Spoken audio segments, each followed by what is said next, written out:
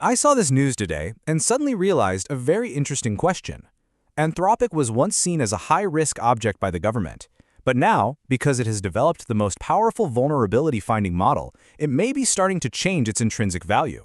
And what we mean by that is an AI that can basically hunt for security flaws in software automatically. The kind of cracks that hackers love to exploit. So let's get right into the central puzzle here. How on earth does a company go from being publicly labeled a supply chain risk by the Pentagon to having its CEO in a, quote, productive meeting at the White House, and all of this in the span of just 2 months? I mean, what changed so fast?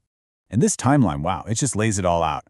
End of February, they're basically on the outs. Mid-April, they're meeting with the White House Chief of Staff. You see, from being excluded to now being forced to re-engage. It's not that the relationship has changed, but that the capability in Anthropic's hands has become too difficult to ignore. So from an investment analysis perspective, what we really need to watch is whether this new variable, this capability, is changing Anthropic's position. This is where we need to dig deeper than the headlines. And to really get what's going on, we got to break it down into 3 distinct layers. Okay, so layer 1, the uniqueness factor. We have to understand that their new AI, Mythos, isn't just, another small upgrade. It's something else entirely. So what is it that makes this thing so unique? So what's the big deal with Mythos?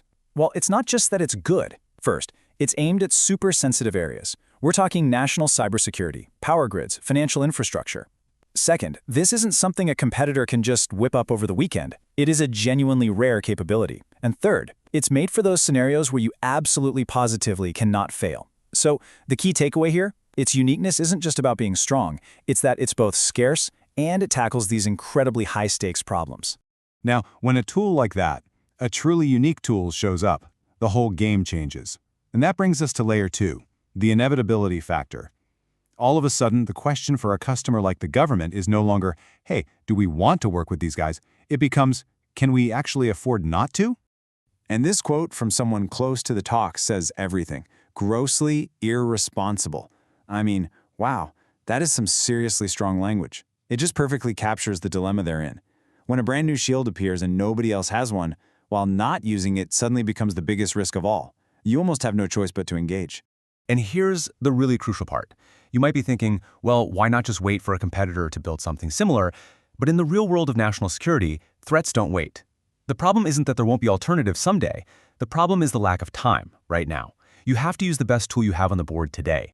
So you've got a unique capability and a situation where ignoring it is not an option. This leads us straight to layer 3. And for any investor, this is the most important piece, the value shift. This is that moment when a company's position in the ecosystem starts to redefine its actual intrinsic worth. You can see the chain reaction right here. And this isn't just about market hype, right? It's a very logical progression. A unique capability appears, then critical systems become dependent on it, then the company's entire position shifts from being an outsider to a key player. And that is what forces a complete reevaluation of its fundamental value. And this contrast just sums it all up. In February, they're a supply chain risk. By April, they're a critical technology partner. What really changed here wasn't just a new piece of tech. It was Anthropic's entire position in the system. And when a company's position shifts that hard, that fast, its value is almost certainly going to be reassessed. Okay, so let's put all 3 of these layers together and look back at that White House meeting. When you see it through this lens, it stops looking like a simple political handshake. It starts to look a lot more like an official confirmation of this entire value shift we've been talking about. I mean, think about it. The meeting is the signal. It's the external system, the government in this case, publicly acknowledging that Anthropic is now indispensable. It's a formal confirmation that this new variable, this new capability, is being taken seriously at the very highest levels.